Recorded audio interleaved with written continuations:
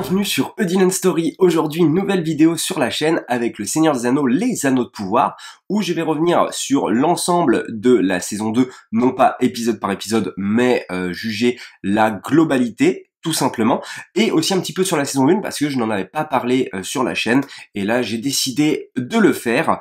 Voilà, c'est quelque chose que je fais rarement, parler de séries sur la chaîne, ça a dû arriver une fois ou deux, je me rappelle de Loki notamment, et encore c'était pas pour la globalité de la saison, mais c'était, j'avais jugé un épisode ou deux seulement, et donc là voilà, j'ai décidé de le faire, parce que bah voilà, c'est le Seigneur des Anneaux, ça me tient à cœur, et donc j'avais envie tout simplement de vous partager mon avis.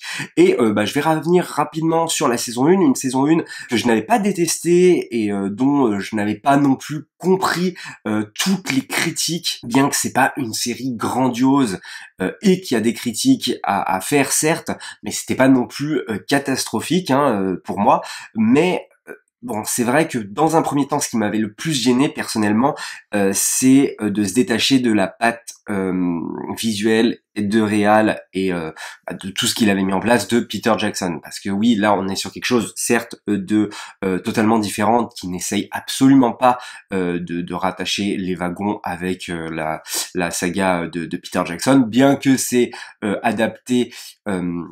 C'est une adaptation qui se passe avant les événements des films de Peter Jackson, mais pour moi ça n'a absolument aucun rapport.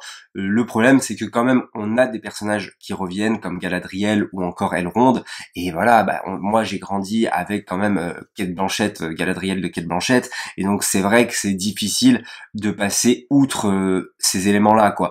Et voilà, pour commencer, j'ai eu beaucoup de mal, voilà, à me détacher, et forcément, il y a beaucoup de comparaisons faites avec le Seigneur des Anneaux, chose qui n'est pas forcément très bon à faire en fait. Il faut plutôt prendre du recul par rapport à ça. Et une fois que le recul est pris, notamment avec cette saison 2, ça passe beaucoup mieux, je trouve.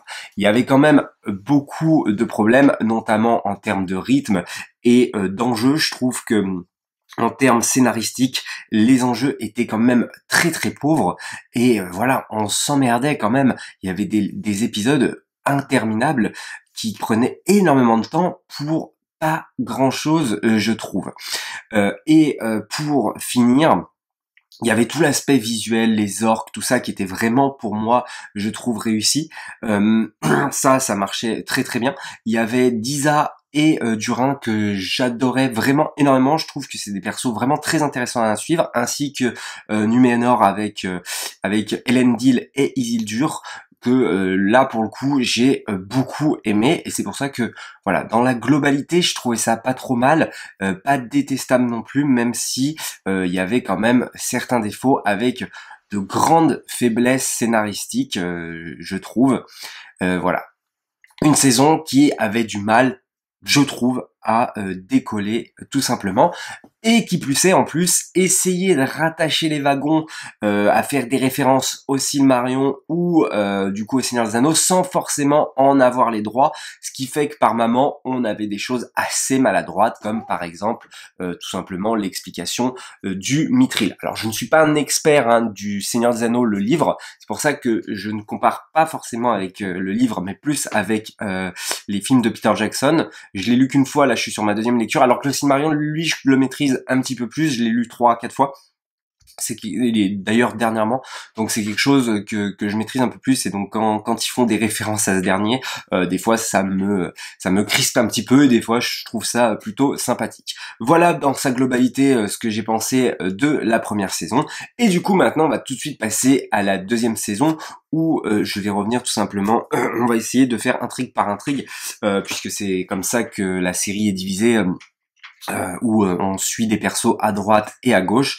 Et pour commencer, pour moi, il y a un vrai problème qui est l'inverse de la première saison, c'est-à-dire là où la première saison était trop lente, la deuxième est beaucoup trop rapide, et on sent qu'ils ont du mal à trouver un certain équilibre. Alors pour moi, ils l'ont vraiment trouvé avec le 7e et le 8e épisode. Le 8e épisode est d'une fluidité absolue, avec la fin de tous les enjeux, où on laisse les personnages, pour certains persos, dans un certain cliffhanger pour la suite des saisons. Enfin, en tout cas, on a envie de savoir qu'est-ce qui va s'y passer par la suite. J'ai trouvé ça plutôt intéressant. Le reste, je trouve qu'ils ont beaucoup de mal. On sent que Numénor par exemple est extrêmement rushé et ça c'est dommage. Donc commençons d'ailleurs par Numénor. D'ailleurs je voulais parler de ça d'abord dans sa globalité. Je trouve que c'est une saison quand même bien plus réussie parce que il y a, je trouve, des enjeux et des persos bien plus attachants, et en plus de ça, maintenant ça y est, je me suis adapté aux nouveaux acteurs et je les apprécie particulièrement. Voilà, ça y est, moi je suis fan de leur performance, notamment Vickers qui joue Sauron, donc Anator, qui est vraiment excellent, l'acteur de Celebrimbor, même Galadriel maintenant je me suis adapté, Elrond aussi, enfin voilà, il n'y a pas de problème, et le reste du casting, j'aimais déjà énormément, Durin, Disa, voilà, comme je disais, Elendil, tout ça. Donc déjà pour ça, c'est vrai que ça passe beaucoup mieux, et je trouve les enjeux dans sa globalité bien plus intéressantes.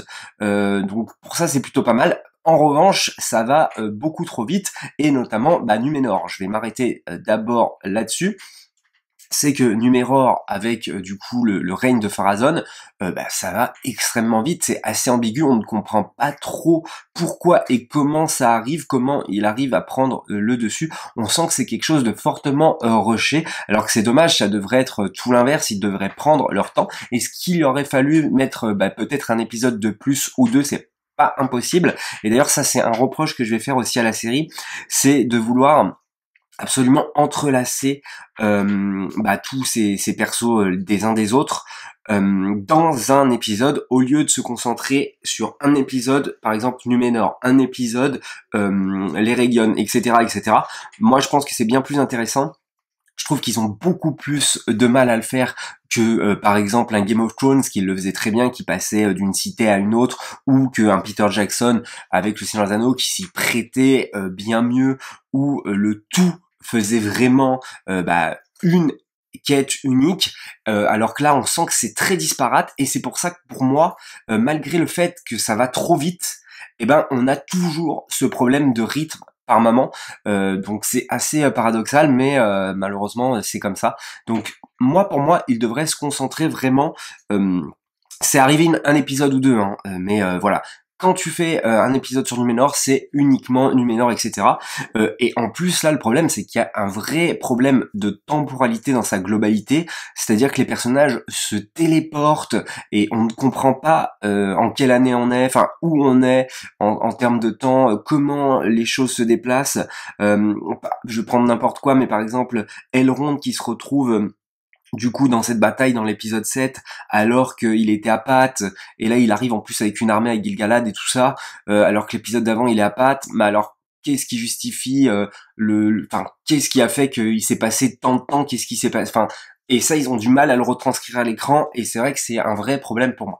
Donc voilà, Numénor, n'empêche que pour moi ça ne reste pas désintéressant non plus, malgré le fait que évidemment c'est rushé, on le sent, mais je suis plutôt happé par ces enjeux, et surtout par ce qui s'y met en place à la fin, donc avec la fuite d'Elendil, tout ça, et les fidèles chassés, etc.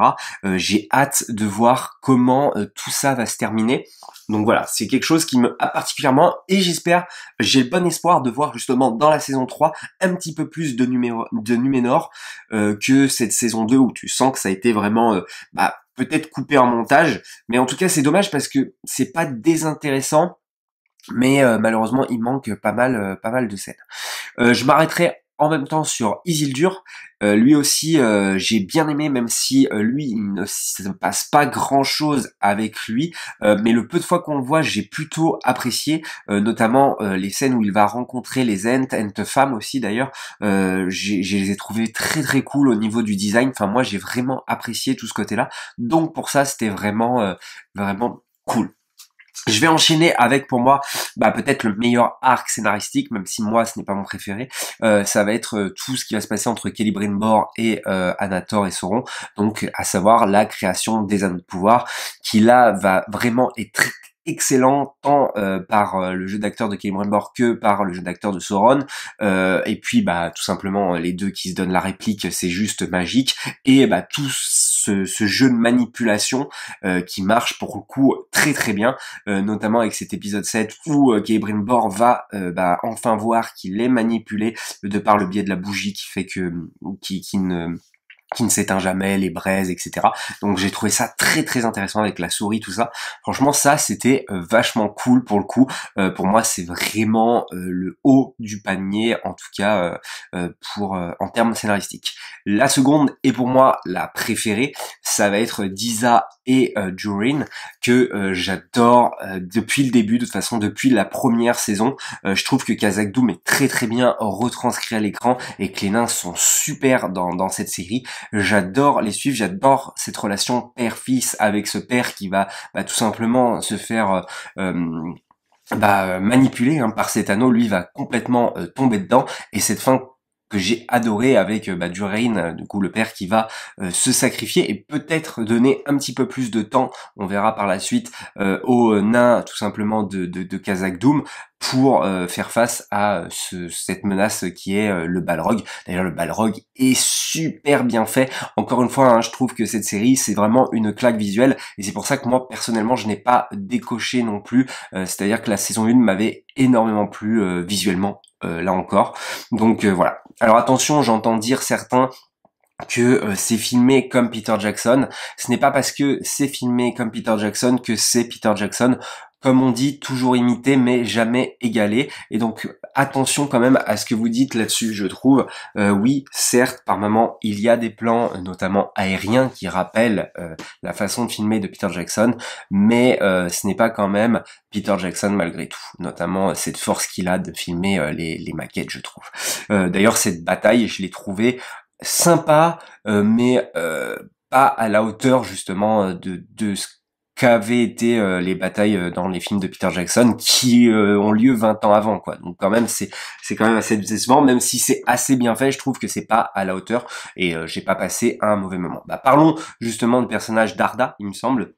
Ce méchant qui a une fin assez tragique, hein, qui d'ailleurs j'aime beaucoup aussi ce point-là de série où les gens se plaignent encore une fois pour rien, où les orques sont plutôt humanisés hein, finalement. Voilà, là au moins on peut un minimum pas s'attacher à eux parce que ça reste l'ennemi, mais comprendre un petit peu qui ils sont, et donc ça j'ai trouvé ça intéressant. Et Arda, voilà, qui les considère comme ses enfants et qui va aller jusqu'à rendre l'anneau à Galadriel et finir par mourir, hein. Ça va causer sa perte puisque ses propres enfants vont le trahir. Alors ça j'ai pas trop compris s'ils vont le trahir par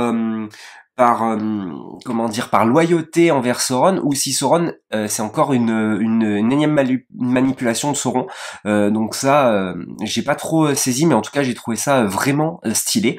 Et donc ça va rejoindre le personnage de Galadriel qui, elle, je trouve tout le long de la série a des hauts et des bas. Je trouve que c'est un perso très naïf, qui est un peu bête, et c'est pas vraiment la Galadriel que moi je me représente, que ce soit dans les bouquins ou anciennement dans les films de Peter Jackson. Quelqu'un de sage et tout ça. Alors bon, c'est peut-être qu'elle est plus jeune aussi, mais je trouve qu'elle fait des choix assez bêtes par moment. Elle a toujours en plus un cran de retard, donc c'est assez compliqué à la suivre, je trouve, c'est cette perso qui par moment est vraiment cool. Bon, il y a ce BC avec Elrond qui, pour le coup, bon ok, je trouve que cette série fait beaucoup de buzz négatif pour pas grand chose la plupart du temps, hein. Enfin, vraiment, vous excitez, je trouve, certains pour pas grand chose, quoi. Puis encore une fois, ça reste une adaptation. Bon bah voilà. Alors est-ce que bon, je peux comprendre hein, que ça fait criser, mais il ne l'a pas embrassé, ils ne se sont pas embrassés par pur amour, ils se sont embrassés pour qu'elle puisse se délivrer, hein, tout simplement. Donc voilà, pour moi ça reste assez correct. Donc tout ça va se grouper avec Elrond, hein, puisque Galadriel va pas mal interagir durant cette saison 2 avec Elrond. Elrond qui est un personnage aussi plutôt cool, qui malheureusement va se téléporter. Du coup je trouve ça un peu moyen, les espèces de téléportation, voilà. Donc voilà, dans sa globalité, moi j'ai bien aimé ces quêtes là, mais en tout cas vraiment pour moi le plus fort ça reste vraiment Durin et Disa, tout simplement. Disa qui est une excellente actrice elle aussi, hein, franchement c'est vraiment merveilleux.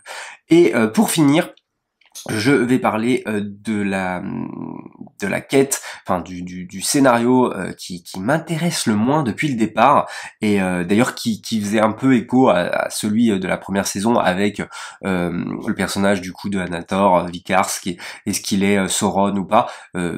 Et je trouvais que faire ça durant une saison, et puis bah voilà, c'est ce que ça apporte avec la saison 2, toute la manipulation qu'il met en place, etc. C'est plutôt pas mal du coup. Mais pour le coup, avec le personnage du coup du magicien dont on ne sait pas c'est qui, mais dont tous les indices nous amènent vers Gandalf, pourquoi tu nous fais attendre autant de temps pour nous dire tout simplement que c'est Gandalf? Enfin, dis-le dès le départ, quoi. C'est complètement absurde. C'est comme si tout le long, je te mets un mec dont tous les attraits font penser à Luke Skywalker, et qu'à la fin, bah, je te dis que c'est Luke Skywalker. Bon, bah, à quoi ça sert d'avoir fait... enfin, c'est débile de faire ça. Et je comprenais pas toute cette hype derrière, à savoir c'est un mage bleu, c'est Gandalf, etc. Enfin, faire du buzz là-dessus, je trouve vraiment hein, cette quête, enfin ce côté du scénario très très faible. Hein. Franchement, c'est vraiment faible, que ce soit pour les hobbits qui sont inintéressants pour moi vraiment. D'ailleurs à la fin, l'épisode 8, il y a une des hobbits, je me rappelle même pas de leur nom tellement pour moi ils sont inintéressants. Je crois qu'il y en a une qui c'est Nori et l'autre Dori peut-être, et qui fait un discours à la Sam Gamgee, mais enfin non, c'est complètement raté. Je ne suis absolument pas en adéquation avec ces personnages. Alors c'est pareil, hein, le mage noir, on nous dit toujours pas son nom. Enfin désolé, dites-nous que c'est Saruman, hein, clairement. Enfin c'est Saruman. D'ailleurs c'est assez bizarre de ce côté-là, parce que là on a vraiment l'impression que Saruman est tout simplement déjà méchant. Donc bon, ok. Et voilà, enfin 2 saisons pour nous dire au final que c'est Gandalf, alors qu'on avait déjà deviné depuis le départ que c'était Gandalf. Voilà, enfin je sais pas pourquoi. En plus ça a l'air d'avoir marché, parce qu'il y en a vraiment que j'ai vu débattre pendant des heures sur savoir si c'est Gandalf ou un mage bleu. Enfin bon, moi je trouve que c'est vraiment le scénar de la flemmardise, et voilà. Et là c'est ce qui fait que tu vois que là on casse le rythme, et je trouve ça assez dommage de ce côté-là. Donc maintenant que ça au moins c'est passé, j'ai hâte de voir la suite, et de voir ce qu'ils vont faire de Gandalf et de ses hobbits. Ça peut être plutôt pas mal. Ah oui, j'ai pas parlé de Tom Bombadil.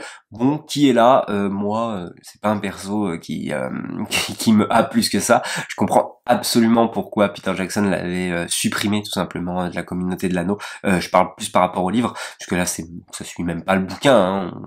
On emmène Tom Bombadil. Enfin, peut-être qu'il a des discours des champs comme dans le bouquin, mais voilà, ça reste bon, voilà, un clin d'œil, on va dire. Enfin voilà, même si il amène à faire un choix à Gandalf, mais c'est tout pour moi. C'est vraiment du fan service entre guillemets.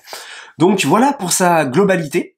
J'ai beaucoup mieux aimé hein, que la saison 1. Si vous voulez, la saison 1 c'était pas mal, et là c'est bien. Voilà, c'est vraiment bien. Il y a encore quand même quelques défauts, mais je pense que vraiment ces 2 derniers épisodes m'ont donné beaucoup d'espoir, et vont faire que la série ne va que aller en s'améliorant. Je crois qu'il y a 5 saisons de prévues, donc voilà. Mais ce que j'attends le plus, voilà, je vous le dis, pour la saison 3, évidemment qu'on continue de voir Durin et Disa un maximum de temps à l'écran, mais aussi qu'on laisse un petit peu plus de place à Numenor, à Elendil et à Isildur. Voilà, tout simplement, qui sont vraiment les persos que j'adore. Ah oui, j'ai pas parlé d'Arondir, ça aussi ça m'a un petit peu dérangé. Au pire, fais-le mourir, quoi, j'ai envie de te dire, c'est dommage, va jusqu'au bout de tes idées, et fais-le crever. Et j'ai oublié de parler un petit peu de la bataille aussi, avec ce troll que j'ai adoré à ce moment-là, qui est hyper bien fait, et qui en impose vraiment. Ça, j'ai vraiment kiffé. Et le perso d'Arondir, c'est un perso qui me fait penser fortement à Elrond, n'importe quoi, à Legolas, hein, c'est un petit peu, voilà, on ne peut pas avoir Legolas dans la série, alors on va foutre Arondir, et c'est un petit peu la même chose, il se bat de la même manière, il est un petit peu surcheaté, donc voilà, j'apprécie plutôt le perso, même si là j'aurais trouvé que ça aurait eu un certain impact qui meurt, surtout que lui sa quête finalement est terminée. Je me demande qu'est-ce qu'ils vont avoir à lui faire dans la prochaine saison. Voilà, n'hésitez pas à me faire part de vos avis dans les commentaires, à revenir sur certains épisodes si vous voulez en particulier qu'on en débatte justement par message un petit peu plus, parce que là j'ai fait en gros, hein, j'ai grossi le trait et j'ai essayé de revenir sur chaque quête. j'espère que j'ai bien fait le tour de chaque élément scénaristique de cette saison 2. En tout cas, voilà, c'est une saison qui m'a un peu plus happé que la première, même si la première, moi, encore une fois, je n'avais pas détesté. Likez, partagez, abonnez-vous, et puis nous, on se dit comme d'habitude, à la prochaine pour une prochaine histoire.